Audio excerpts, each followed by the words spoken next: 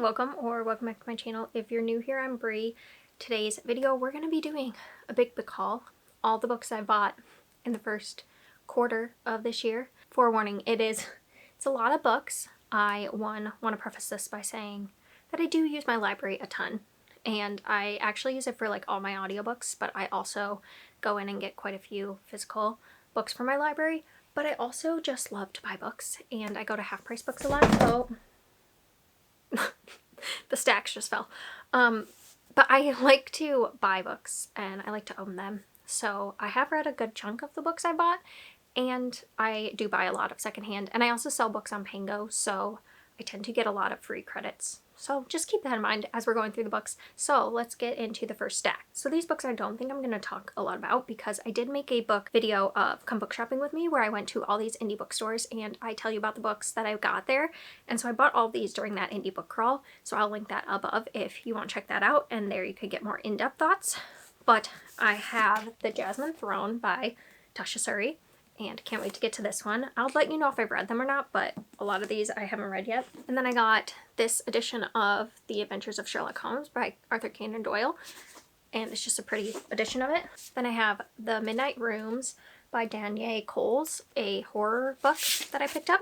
Immortal by Sulin Tan. This is a mythology fantasy book. Then we have The River Has Roots by Amar El Motar, a little novella fantasy. Then we have Foul Days by Genoveva Demova, and this is a like fantasy kind of Witcher-esque. I did read this one, and you'll see it in my wrap-up coming up in April. Then we have Sisters of the Lost Nation by Nick Medina. It's a horror thriller book. And then finally we have They Can't Kill Us Until They Kill Us by Hanifa Durakiv. I did read this in March as well, so you can look at that wrap-up if you want full thoughts about it. It's a nonfiction. Okay, sorry that this looks a little different. I had to adjust it, but let's go into books that I bought the series in, and so we can talk about that. So the first one I have is this. This is the Bone Shard Daughter. I don't know what the series is called, but I'm thinking it's like Bone Shard something. I read the first one in March. Yeah, I read the first one in March, and beginning of March, I really enjoyed it. I gave it about 3.5 stars. This is about bone shard magic, which is like where people's bones get taken from them behind their ear at like a very young age, and that is used to power the magic of the world. We're following multiple different points of view as we see how they're starting to come together, and there is kind of some tension brewing within the empire, and we follow like the emperor's daughter, we follow a smuggler, and another person that we don't really know how they're involved. And I thought it was really good, and it ended making me really want to read on. And so I had Pango credits. I got this from Half Price, and then I had Pango credits, so I got these two for free from Pango Books. So this is the second one, which I'm currently reading right now. And then this is the third one, which I have the audiobook ready to go for the library once I finish this one. So I will be picking this up really soon. And so while it's not a series that's blowing me away, I could get these for free, and I do like it enough to have it on my shelves. And I'm hoping the rest of the series like goes up for me. And so far I am enjoying the second one more than the first one. So I have high hopes that I will really love it. And then we have a series I binged, and that is This Woven Kingdom by Tahira Mafi. This is the first one. Then we have These Infinite Threads, and then it's All This Twisted Glory, and the fourth one comes out in September, which I will be picking up. It's a YA romantasy type story following a young woman who's the lost Jin heir to the throne, and then a man who is the prince of the kingdom. He believes she's a spy, so he wants to figure her out, and then she starts getting into a lot of trouble where she's just been trying to stay under the radar, and the prince's attention is making that very difficult. And it's a fun YA angsty series. The end of the first book really left it on a part of stories that I really like, a trope that I really like, and so I really enjoyed the second two even more. It's not a very plot heavy series, but I really loved it, and I had to get it on my shelves. And then the final stack of series I picked up, well, first I picked up The Killing Moon because this is N.K. Jemisin. It's a duology. And then when I was at Half Price, I found the second book, which is weird because this one's a very like papery texture, and then this one's a very shiny. So why change it up halfway through? I don't get it. But it's just a duology, and I've heard such good things about N.K. Jemisin that I thought I'm a bit intimidated because I want to love her stuff. And I don't know if I'm big-brained enough to read the 5th season yet. So I picked up The Killing Moon, which I've heard good things about. It's about like magic that has to deal with dreams, and a man who kind of goes and helps take people's dreams. He's like a messenger or something for them, a keeper of dreams, and then I think he starts to unravel a bigger conspiracy with the government and things. So I'm very excited. I love a duology. I think it's a really good way to read. Like, I usually like a standalone, but sometimes it's not enough. So I feel like a duology is like the perfect length, and sometimes I like a longer series, but a lot of times I like a shorter series.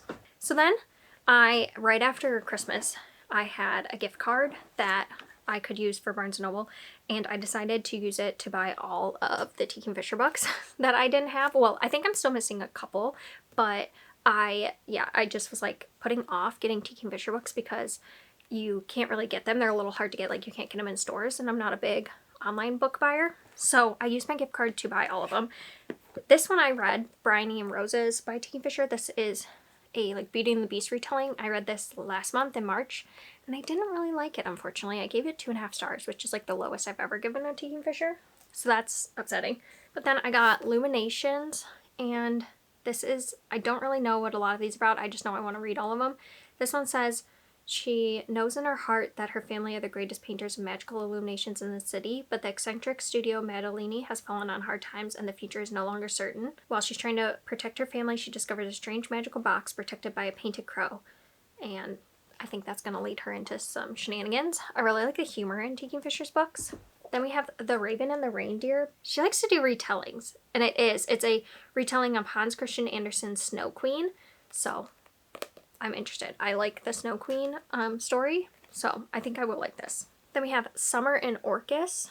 This one looks more like a middle grade to me. Summer is a perfectly ordinary 11-year-old girl with a perfectly ordinary, needy, overprotective single mother. And, oh, Baba Yaga comes along in her magical walking house and offers Summer her heart's desire.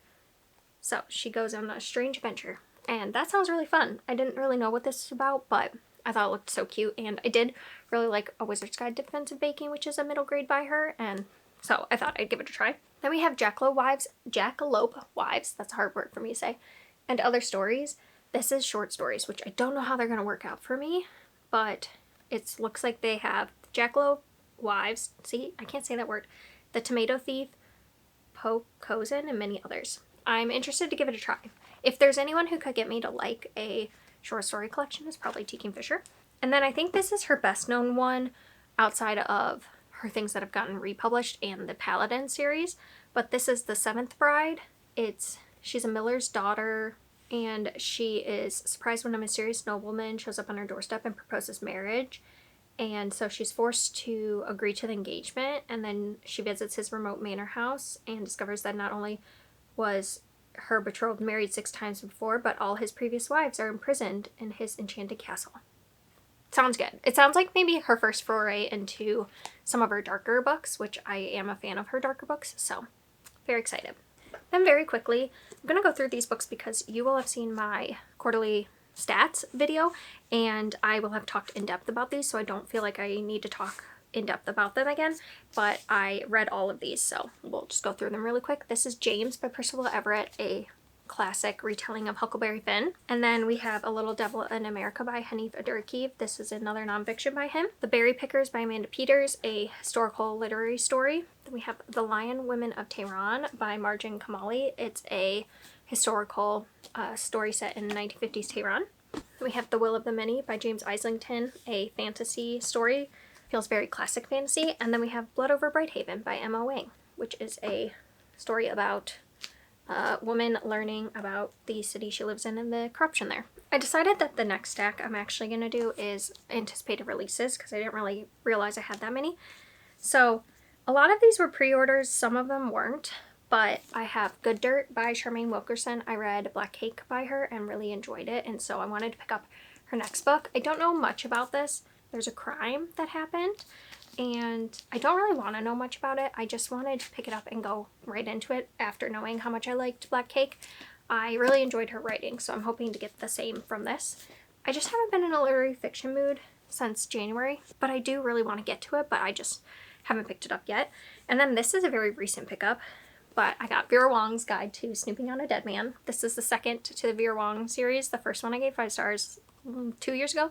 Really, really loved. I love Vera Wong. It's a cozy mystery series following an old woman, Vera, who works at a tea shop by herself, and she's very lonely, and she one day discovers there's a man dead in her tea shop, and while she calls the police, she also decides she's going to figure it out on her own. There's a very unexpected found family story in there, and I really appreciated it, so I can't wait to see what this one does. And I love the found family element, so I think seeing that all play out in another fun story is going to be great. And Vera Wong is just like a character that is so endearing to you that she was slightly annoying at first, but then you just get to know her and love her so much, and yeah, I loved it so much. Then we had Water Moon by Samantha Soto-Yambao. This is a story where you can sell your regrets, and it's about a young woman who owns the store, I believe, and then someone comes in one day and then they have to go on an adventure, and it sounds really good. It sounds like a cozy fantasy that I'm really gonna like, and I had seen it last year on anticipated reads list, and it really intrigued me, so I had to pick it up like when it came out, and yet I haven't read it yet because I just haven't been in the cozy mood, but I know the cozy mood is going to hit soon, and then I will be reading a lot of them. And then this one I have read.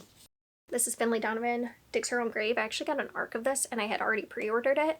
Unfortunately, this one was only a 3.5 star or a 3-star for me. I think it was 3-star. This is the 5th in the Finley Donovan series. As the series gone on, I just wanted more from this because this is supposed to start a new arc, and it had humor and stuff, but it wasn't as good as the other ones. I do think I'll still continue on though. Then we have Adrift in Currents Clean and Clear by Shauna McGuire. This is the 9th or 10th Wayward Children book. And in this, we're following a girl who has only one arm, and she was adopted from Russia. And so I think it's going to talk a lot about adoption, and then also about disability and feeling like she has to change to make her parents happy, even though she is happy with just having one arm. And her door, I believe she goes in, and there's dinosaurs, or maybe it's turtles. Giant turtles. So I'm interested to get to this one. I am always impressed with how Shauna McGuire deals with different topics, and so I think this one will be just as good. And then we have Witchcraft for Wayward Girls by Grady Hendrix. This is a horror/historical book about women who are sent to this school for girls that a lot of them are pregnant, and it's about their trauma there, and they're going to do some witchcraft. I love Grady Hendrix's books, and I think that this one's going to be really good. I just haven't picked it up because I'm also not in a historical horror mood lately, so hopefully I will get to it soon. I also am a little worried about content warnings because it's dealing with pregnancy and stuff like that, but I have high hopes. I've heard good things about it. Okay, the next stack I'll talk about is all books I've read already. So I have Strange Beasts by Susan J. Morris. It's a fantasy historical mystery with the daughter of Moriarty and the daughter of Van Helsing, and it was okay. I think I gave it like 3 stars. I wanted a little more from it. I don't know if fantasy mystery is my thing, but they basically are solving mysteries with monsters. Then we have Air by Sabaa Tahir. It's a fantasy story that's directly following the first 4 books in the Empire of an Ember in the Ashes, that one, which I read that series and really liked, but this one didn't work as well for me, and it is a continuation. I think it was advertised like you could read this by itself, but you really shouldn't. It directly comes from the descendants of people in the first book, and the people from the first book are in this book a little bit, and they don't do a lot of world building. Sabaa Tahir doesn't do a lot of world building in here, so I would highly recommend reading the first 4 books before this. But yeah, it didn't have as much magic as the first series did. And we have The Stardust Thief by Chelsea Abdullah. It's a retelling of the 1001 Nights tales, like a very loose retelling of it. And we follow a prince and a merchant who go on adventure to find this lost lamp that the emperor wants. It was very good. It was very action-packed. If you like an action-packed fantasy story that deals with mythology, I'd highly recommend. I gave that one 4 stars. Then we have I Who Have Never Known Men by Jacqueline Hartman. This is a sci-fi literary story that I wanted to love more than I did. It's been very well loved. I think I gave it 4 stars, but I really feel like it's like a 3.5. Maybe I did give it 3.5. It's a story about a young girl who is in this like imprisonment with other women, and that's all she's known for her whole life. And then one day they escape, and it's about their like time outside and her like learning about the world and trying to figure out how they got there and what's going on. And then we have a sequel, Realm of Ash by Tasha Suri. This is directly following the Empire of Sand, which I really loved. This one I didn't love quite as much. It's following the sister of the girl in the first one, and it's directly following the events of the first one. So the impact of the first one is what we're dealing with in here, and she ends up working with this prince who is the illegitimate son of the prince, or of the king, and so he is treated very poorly, and it's like their romance and their adventure to save the kingdom. And then this one I read a long time ago, but I got it when I got the Kingfisher books, and this is Small Miracles by Olivia Atwater. It's a romance that I really, really love. It's following a angel who is working on Earth to like help balance the scales of good and evil, and they have to work with this young girl and her aunt who watches over her. It's a romance between the aunt and the angel, and then also just like a story about family and accepting others, and I just really loved it. It's really fun and also just like an underrated Olivia Atwater book. Now we just have like a lot of standalones or ones that I hauled that are part of series but not, I've hauled the rest of the series before. So this is one that I saw and it was in like the $3 section at half price, so I couldn't pass it up, and that's the Dallergut Dream Department Store by Mai Lee. It's translated by Sandy Jo-sun Lee from the Korean, and I really like Korean or Japanese like stories that are kind of like fantastical but a little bit cozy. And this, if I remember correctly, is about a convenience store that has a bunch of different levels and you can find like your heart's desire in them. Yeah, where all kinds of dreams are sold, and so it's about a new hire that works at the Dallergut Dream Department Store, and I think it's just like her time there, and it just sounds really cute and cozy. And I did start this, but I wasn't really in the mood for something cozy, and I do think it's gonna be hitting when I do want to pick it up because it just seems fun. I really like this version of cozy too because it's not, I don't know how to describe, but there's a difference to me between like Japanese and Korean fantasy and like cozy fantasy, but they both feel cozy, and I really like this kind of cozy as well. So I don't know if that makes sense, or if anybody's done a video on that, I'd be interested to know, but it does feel slightly different to me. And then we have this one that I found for also $3, and I had heard of it before, so I want to pick it up. It's called Conjure Women by Afia Takora, and I believe we're following 3 different women throughout different history, the time period, and it's 3 different Black women, and it says it tells a haunting story of these 3 unforgettable women, their secrets and passions, their tragedy and desires, and the lengths they will go to save themselves and those they love. And it just sounds really good, and I'd heard good things about it, so when I saw it for $3, I decided to pick it up. We have The Sky on Fire by Jen Lyons. From what I understand, this is a dragon story, and it's a standalone fantasy, and I saw it at half price, and I had heard of it before, but I just thought it sounded really good because sometimes there's just so many fantasy series out there, and I want to give Jen Lyons a try because I've heard good things about the Rune of Kings, but I've heard it's very confusing. So I thought I would start here, and all I know is that it's got dragons, and enter a world ruled by dragons. There you go. That's all I need to know. Then, because I wanted to try more romantasy, I saw Serpent in the Wings of Night by Carissa Broadbent at half price for a really good price, so I picked it up. It's the first in a Crowns of Nyaxia series, and from what I know, it's a woman who is adopted by vampires, but humans are hunted in this world, so it's very dangerous for her to be there, and she has to learn like how to be at this court, and then she's gonna have a romance with someone. I don't know, an alliance with a mysterious rival. I'm guessing he's a vampire, and I do like vampire stories, so I'm hoping to like that one. And then this is a novella I've been wanting to read for a really long time, and I saw it at half price, so I picked it up. It's called Crossroads by Laurel Hightower. I know this is dealing with grief. It's a grief horror, and it's about a young mother who lost her son, and I think it's her dealing with the grief of losing her son, and she visits his grave, and I think some things start happening. It's very, very short. I didn't realize it was that short, but I do love me a good horror novella, so I think it's really gonna work for me. And then finally, my husband and I have been watching The Witcher and really liking it, and I was surprised by how much we were gonna like it because the first couple episodes we were a little confused, but yeah, we've really gotten into it. And so I saw they always have like the Witcher books there, so I picked up the first one called The Last Wish, and I've heard it's a bit confusing, but I think now, having read or watched the series through the first, around like the second, halfway through the second season, I think that this will be like easier to understand, and I have high hopes for it because I do like monster type stories, like I do like monster hunting, and I think just with the love of the TV show, this is hard. I think with the love of the TV show, I will really enjoy the books, so I got it just to give it a try. If not, I think my husband might read it too, so. Alright, we have the last little bit of books. So we have The Crescent Moon Tea Room by Stacey Savinsky. I found this at half price as well. I had saw it at Barnes & Noble and thought I could maybe like it, but I didn't pick it up, and then I was happy because a lot of times I'll buy something full price at Barnes & Noble and then I'll go back and half price will have it. So I've been trying to just wait and see if I find it, and a lot of times I do.